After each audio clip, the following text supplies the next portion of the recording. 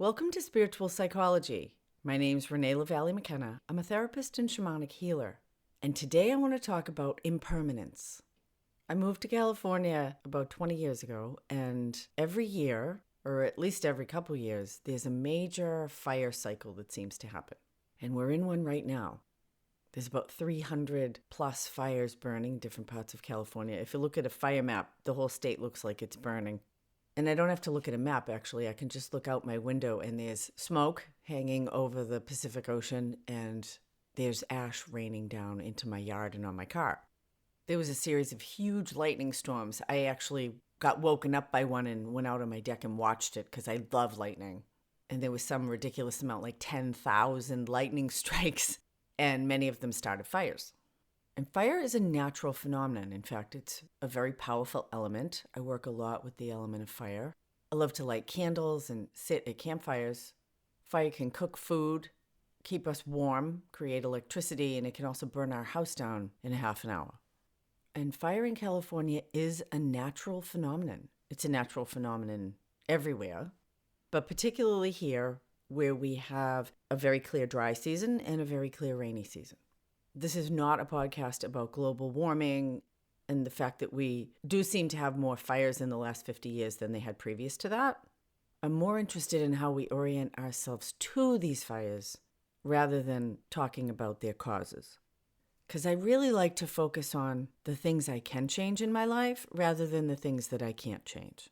When I focus on the things I can't change, like the fact that there are fires burning everywhere. We were going to go camping this weekend and there's nowhere to go because all the roads are closed. I'm powerless over that. But if I listen to the news, it would seem like the apocalypse is coming. I call it weather drama. Now, I don't want to discount the suffering that people go through when they lose their home or when people are killed by fire. But the headlines are like, pandemic, heat wave, firestorm, what's next? So this is life, folks. And everything is impermanent. And impermanence can be inconvenient. Impermanence can be frightening. If we really incorporate the fact of impermanence, the impermanence of all things, into our life, impermanence teaches us many things about how to live. One of my personal patron saints is the goddess Kali from the Hindu tradition. And like many Hindu goddesses, Kali has multiple arms. She carries a sword, which destroys illusion. She carries scissors, which cut through attachment. She holds a severed head, representing the release of our rational mind and our ego. And she holds a lotus of fulfillment. She has extra arms at her waist, which represent action without attachment to outcome, a state of true freedom and power. And she wears a garland of human skulls, representing the accumulated wisdom of human existence, strung together with the umbilical cord of the soul.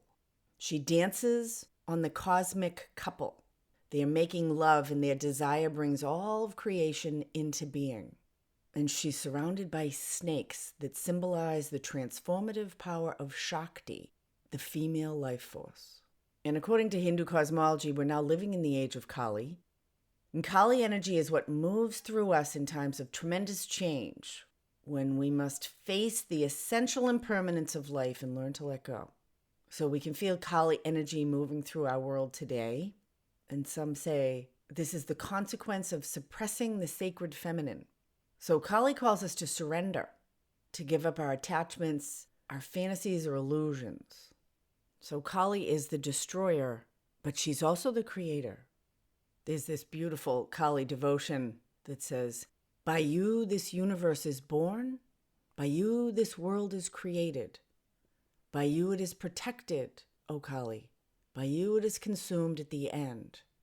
You who are eternally the form of the whole world. At the time of creation, you are the form of the creative force. At the time of preservation, you are the form of protective power. And at the time of the dissolution of the world, you are the form of the destructive power. So modern American culture is very into growth, into creating stuff, into making stuff, into bigger, better, faster, more. Unending growth is cancer. And so there are natural cycles that we are a part of, whether we're connected with them or not. Birth and death being the most powerful of those cycles in a human life. But there's a lot of concern about the earth. I grew up with parents of the early environmental movement of the 70s. Lots of conversations about overpopulation, pollution, misuse of resources. We recycled stuff before it was hip to do that. And my parents had this really pessimistic outlook on the future, that we were killing the planet. And as a little kid, I remember laying in bed, worrying about the death of the planet, feeling guilty that we were harming Mother Earth. I was a super anxious kid that spent way too much time in my head. And my parents' fears and concerns really permeated me. In fact, by the time I was a preteen, I had so much existential angst, I started to medicate myself with drugs and alcohol. Now, I'm not going to blame that on recycling. But in my 30 plus years of seeking deeper wisdom, truth, and inner peace, I've come to some really different conclusions. The first conclusion is we're all going to die. Ultimately, the earth is going to die and the sun's going to burn out. And that's perfectly okay, because there is an infinitely generative life force that is constantly in cycles of destruction and creation. And we're a part of that on the deepest levels.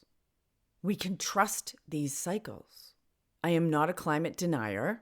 I believe global warming is real. But I also know that science has discovered that the Earth lives in a 100,000-year cycle of ice ages and greenhouse gas warming. And there are charts you can look at where about every 100,000 years we get really cold and then we get really warm. It almost looks like a heartbeat, the 100,000-year heartbeat of the Earth. Certainly the greenhouse gases we produce in modern society are encouraging global warming, but the melting of the polar ice caps is not a new thing. In fact, from the Earth's standpoint, it happens all the time. When I was in college, I took this great earth science class, and one of the things we learned about was the rock cycle. I was a child in the 70s and 80s, and the threat of nuclear war, particularly with the Soviet Union, was imminent. It was another thing for me to be anxious about laying in my bed at night. And when my parents talked about it, again, they talked about it from the destruction of the earth and what the radioactivity would do and how it would destroy everything forever. And what I learned in this science class was so healing for me, that there are basically these two giant fissures, one in the Atlantic Ocean and one in the Pacific Ocean, and that the Earth's crust is constantly moving. And that in both of those places, it's almost like a huge recycling. Part of the ocean floor actually goes back into the center of the earth and is regenerated. Goes back in and becomes magma again.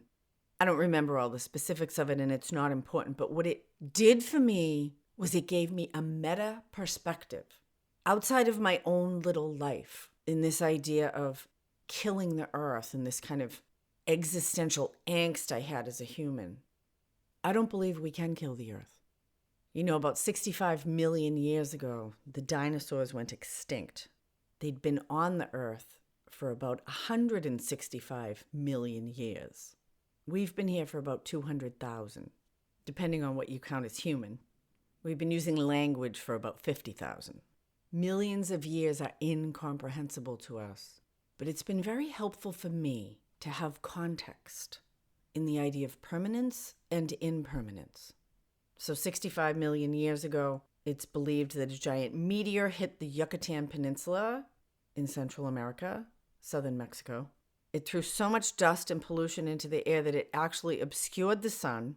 Basically, everything died out, and there was darkness for years. And then the dust settled, apparently, and things started to grow again. And for me, learning about things like that has brought me incredible relief and faith. Faith in this life force that's way bigger than me, that's indestructible. We overestimate our power as humans. In the moment, yes, we can cause incredible destruction, but we cannot destroy the life force itself. There are energies and systems and power far greater than ours running this thing.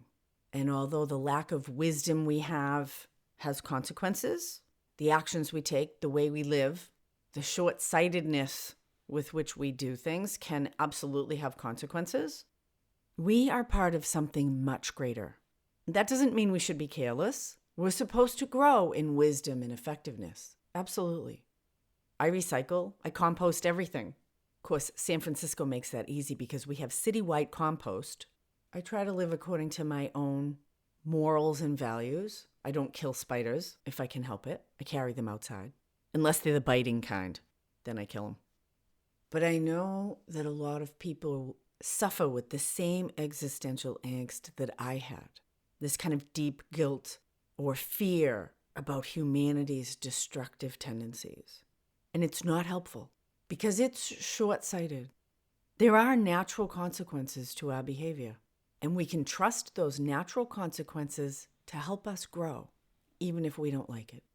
The path of peace for me has been, how do I accept what is and gather the wisdom it has to offer me so that I can be more effective, wiser, maybe smarter, hopefully more helpful going forward. So the wildfires in California teach me about impermanence. They call me to shift my relationship with the material world. My house might burn down, but that's not the end of the story. Something new will happen.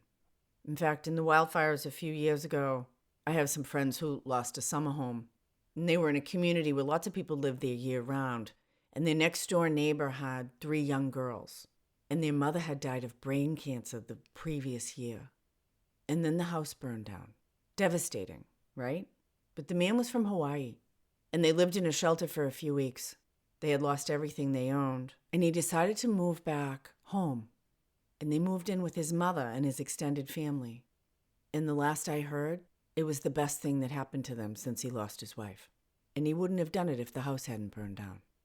Buddhism talks about attachment and aversion as the root of all suffering. And although it's natural and very human to be attached to stuff and people and relationships and the way things are, it's unwise because everything is impermanent.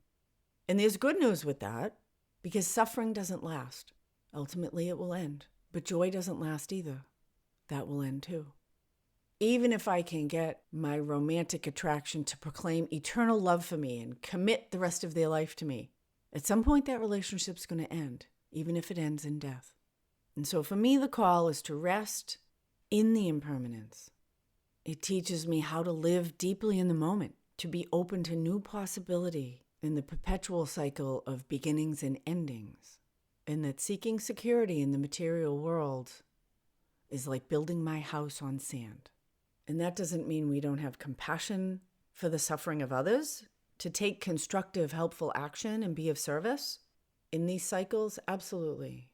But do I do that from a place of fear or a place of trusting participation in this ever-unfolding cycle of life? And that's what I have power over. I can't control if there's fires. I can't control global warming.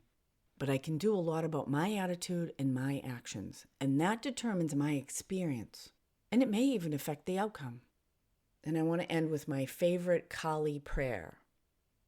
Kali Ma, Mother Kali, give me your courage that I may face my fears.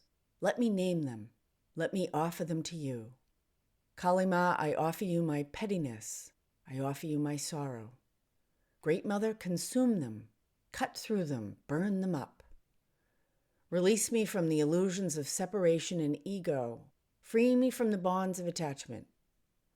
Give me the power to transform my anger and frustration and fear into clear and powerful action, that I may create healing change in myself and the world. And as the fires rage around California, I want to end with this thought, that the giant sequoia trees, and if you've never seen one, you should, because they're amazing living beings. Giant sequoia trees depend on fire to reproduce. The heat of the fire opens their seed cones, and the flames clear the earth for their generation. The larger trees are remarkably fire resistant, and the fire burns away the smaller trees that allows sunlight to come in those open spaces and germinate new growth. and to consider what needs to be burned away in your life so that new things can grow. Blessings on your path until we meet again. This is Renee LaValle McKenna for Spiritual Psychology.